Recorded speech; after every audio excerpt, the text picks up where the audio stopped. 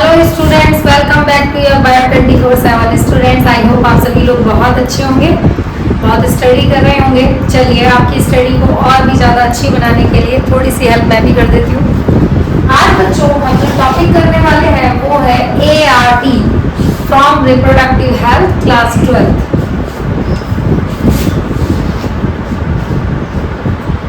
ART, so what is ART? ART are the assisted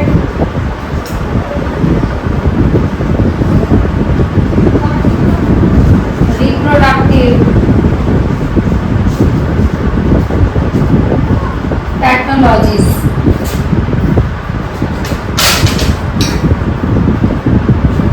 ये क्या है बच्चों?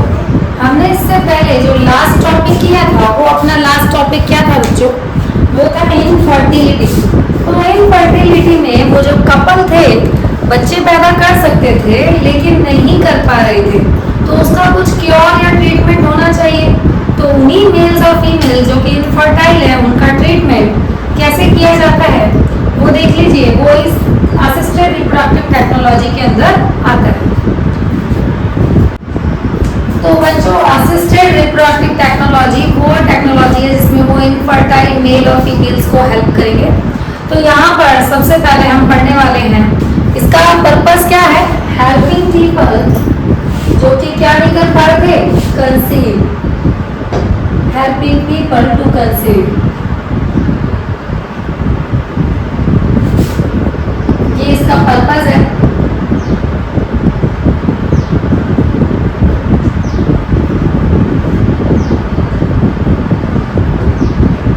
पर बच्चों ये इसका कोई श्योरिटी नहीं है कि ये सक्सेस भी हो। ऐसे भी बहुत से केसेस हैं जो फर्स्ट टाइम में सक्सेस हो गए हैं इस ट्रीटमेंट के बाद, बट ऐसे भी कुछ हैं जिन्होंने काफ़ी टाइम ये ट्रीटमेंट लिया है और फिर भी वो सक्सेस नहीं है। तो मतलब फुल ऑन चांसेस इसके नहीं है। अगर फुल ऑन चांसेस नहीं है तो अगर हमको क्या करना चाहिए, अगर देखिए बच्चों इसमें अगर मेल और फीमेल अगर इनफर्टाइल है तो इसके लिए उस कपल को अपनी लाइफ स्टाइल को थोड़ा चेंज करना पड़ेगा। एक हेल्दी लाइफ स्टाइल जीनी होगी ताकि वो चेंजेस आए। तो आप इस चीज़ में अगर वो कपल खुद को हेल्दी रख सकता है तो उसके लाइफ स्टाइल, उसके फूड स्टाइल, उन सब चीज़ों को चेंज करके कर सकता है। बाकी ये टेक्नोलॉजीज बनाई हुई हैं।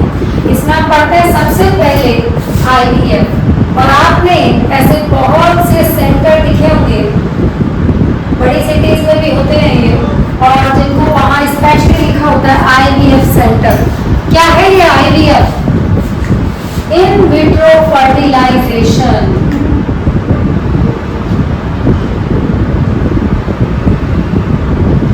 Now what is this in vitro? In vitro का मतलब होता है बच्चों, इन विट्रो का मतलब होता है outside the body. In vitro word का मीनिंग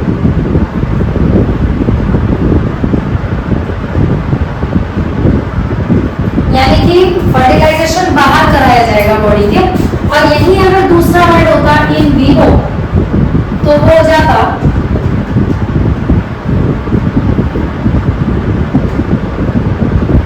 इनसाइड द बॉडी।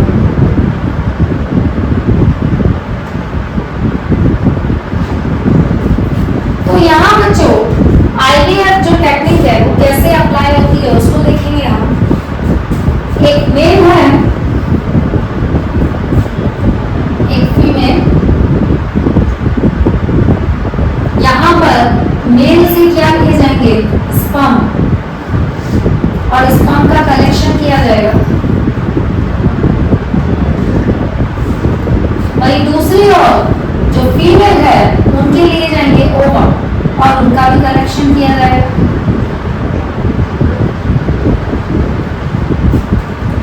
यहाँ पर फीमेल को सुपर ओव्यूलेट करना पड़ेगा,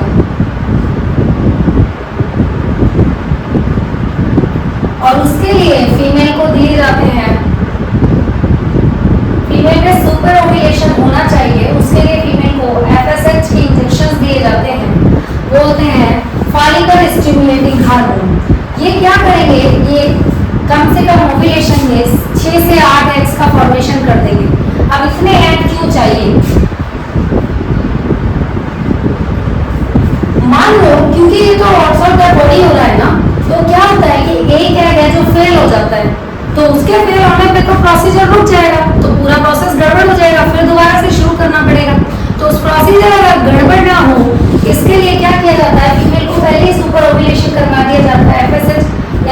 एक एक बन जाएंगे, अगर एक है कई प्रॉब्लमेटिक है तो दूसरा है अपने पास रेडी है। तो इन सब दोनों को स्पर्म और एग को एक पेट्री डिश में कलेक्ट कर पेट्री डिश में रखा जाता है, वहां इन दोनों को फर्टिलाइज करवाया जाता है। तो दोनों एक दूसरे के मेल और फीमेल के फ्यूजन से क्या बन जाता है, फर्टिलाइज्ड जाइगोट बन जाएगा। Zygote which is diploid at single cell structure. तो वो जाइगोट जो है, अब यहाँ देखिए कि कैसे इसको किया जाता है। यहाँ पर फर्टिलाइज्ड जो स्ट्रक्चर हमारे पास आया है अप टू 8 सेल स्टेज, ये 2 टेस्ट ट्यूब है,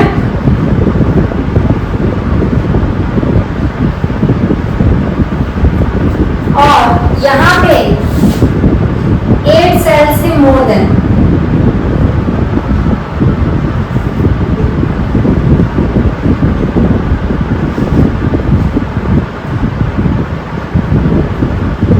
ट्रांसफर कराया जाएगा अप टू से 8 सेल वाला स्टेज का अगर ट्रांसफर करना है तो कैसे, उस प्रोसीजर को बोलेंगे ZIFT, ZIFT। What is ज़िफ्ट?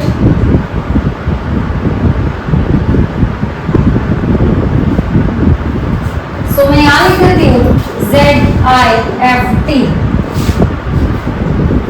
Zygote intra fallopian transfer.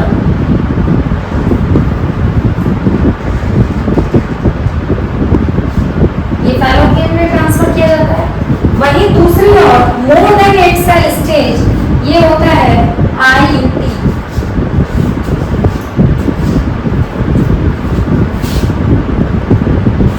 Intra uterine transfer.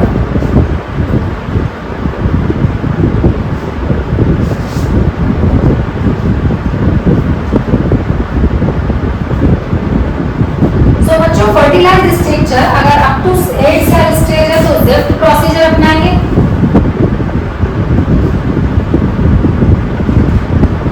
और अगर मोर देन 8 है तो IUT।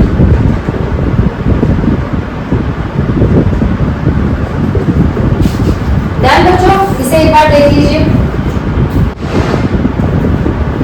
तो बच्चों आइडिया तो आपने समझ लिया, आउटसाइड द बॉडी फर्टिलाइजेशन है। यहाँ पर फीमेल से एग, मेल से स्पर्म लिया जाता है, एक पेट्री डिश में कलेक्शन करके उनको फर्टिलाइज करते हैं।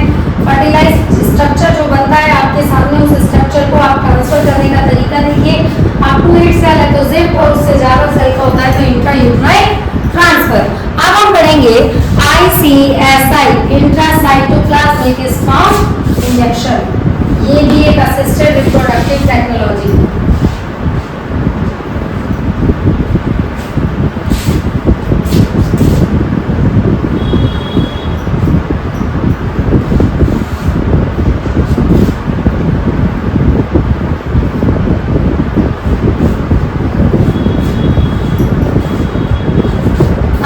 वाले हैं इंट्रासाइटोप्लाज्मिक स्पर्म इंजेक्शन।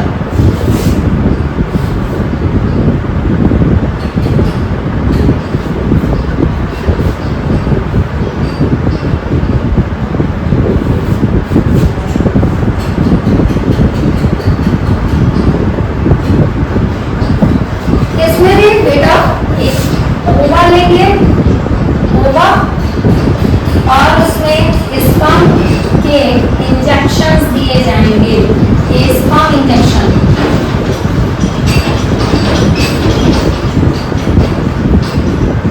स्पर्म के इंजेक्शन यानी स्पर्म को ओवा में इंजेक्ट कराया जाता है।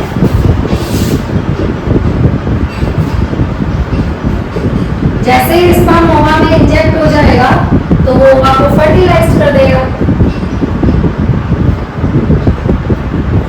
और ये भी क्या है, एक्सटर्नल फर्टिलाइजेशन।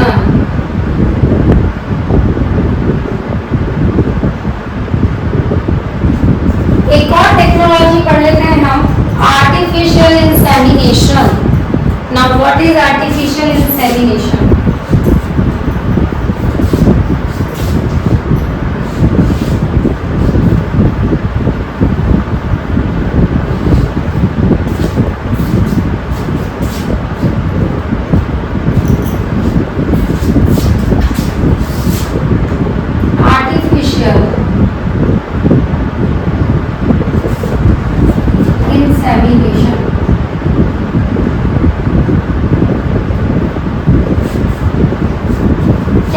आर्टिफिशियल इंसेमिनेशन, क्या होता है बच्चों, अगर नेचुरली इंसेमिनेशन नहीं हो पा रहा है, और वो कब नहीं हो पाएगा कि जहाँ पर जो मेल है वो सेक्सुअल इंटरकोर्स के दौरान क्या होता है कि होल्ड नहीं कर पाता है इरेक्टाइल प्रोसेस को, देन क्या होता है कि वो स्पर्म जो है वजाइना तक नहीं पहुंच पाते, तो इंसेमिनेशन नहीं हो पाता है।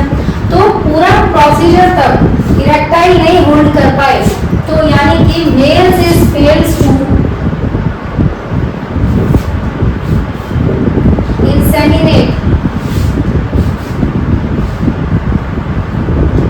Female naturally.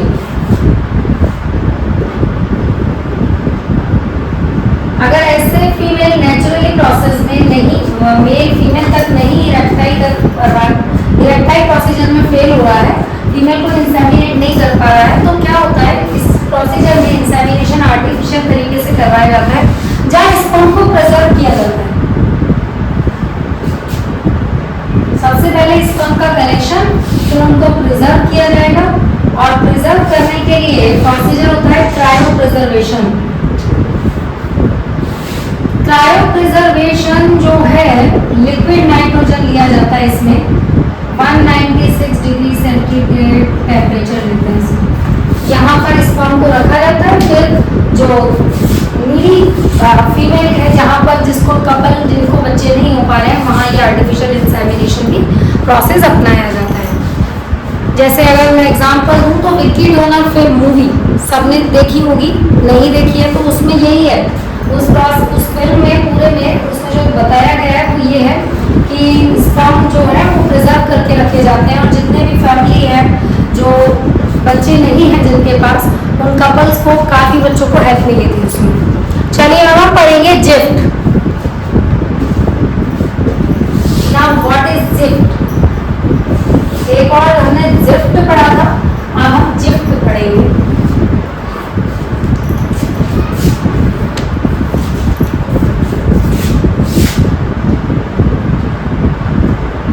जी और जेड दो वर्ड का ध्यान रखिएगा।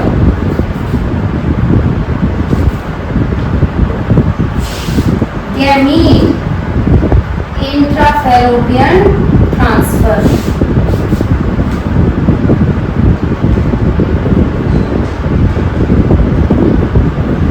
यहाँ पर क्या है, गैमीट का ट्रांसफर हो रहा है, यानी कि एक जो फीमेल है वो फीमेल क्या है, ओवा प्रोड्यूस नहीं कर पा रही है। तो वो जो फीमेल है यानी खुद से ओवा प्रोड्यूस नहीं कर पा रही है, पर उसकी जो यूट्रस है वो प्रेगनेंसी को होल्ड कर सकती है, यानी कि यूट्रस उसकी ओके है, पर जो ओवा है वो प्रोड्यूस नहीं हो पा रहा है। तो उस प्रोसीजर में क्या होता है, एक डोनर फीमेल होती है, वो उससे ओवा दिए जाते हैं, ठीक है। तो यहाँ पर फीमेल जो है कांट प्रोड्यूस ओवा, बट उसका जो यूट्रस है वो क्या है, ओके फॉर प्रेगनेंसी, प्रेगनेंसी को तो होल्ड कर सकता है, पर ओवा ही नहीं है उसके पास।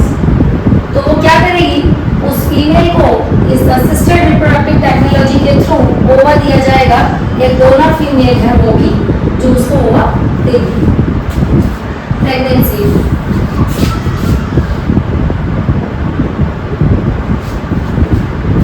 सो इसमें एक डोनर फीमेल क्या देने वाली है, ओवा,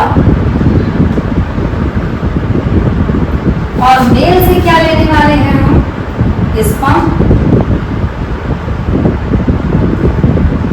तो स्पर्म मेल से आने वाला है और डोनर फीमेल देने वाली है, और ये ओवा स्पर्म इसको फर्टिलाइज कर देगा, तो फीमेल तब कंसीव कर पाएगी। एक्चुअली में बेसिकली इस बात को कहा जाए तो दूसरी फीमेल से ओवा लिया जा रहा है, उदाहरण लिया जा रहा है एक तरीके से। तो ये क्या है, जिफ्ट है। और इसमें इस प्रोसीजर में जो फीमेल है, ये जो फीमेल है, क्योंकि ये प्रेगनेंसी तो कर सकती थी लेकिन ओवल प्रोड्यूस नहीं हो रहे थे, तो इसी के अंदर शरीर में पहुंचाया गया है, ये फर्टिलाइज जायगोट, तो ये इंटरनल फर्टिलाइजेशन होगी।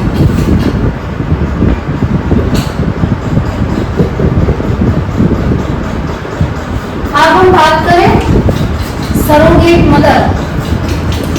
इसमें क्या होता है कि वो जो फीमेल है वो कंसीव ही नहीं कर सकती है, मतलब फीमेल कंप्लीटली सरोगेट मदर बनती है, यानी कि एक फीमेल है जो दूसरी फीमेल है वो उसे के लिए पूरी हेल्प करती है, वो होती है सरोगेट मदर्स, जो सरोगेसी के लिए रेडी होती है। चलिए बच्चों, ये पूरा असिस्टेड रिप्रोडक्टिव टेक्नोलॉजी टॉपिक हमारा यहाँ पर खत्म होता है और इसी के साथ हमारा रिप्रोडक्टिव जो चैप्टर है उसके सारे वीडियोस आप पुराने उस पर देख सकते हैं। मेरे पुराने वीडियोस रिप्रोडक्टिव चैप्टर पे बने हुए हैं, कंप्लीट टॉपिक कंप्लीट चैप्टर वहाँ दिया हुआ है। और बच्चों, आप नेक्स्ट अपडेट के लिए आप वेबसाइट पर भी जा सकते हैं bio24.in। तब तक के लिए चैनल को लाइक शेयर सब्सक्राइब करते रहिए बच्चों। Thank you.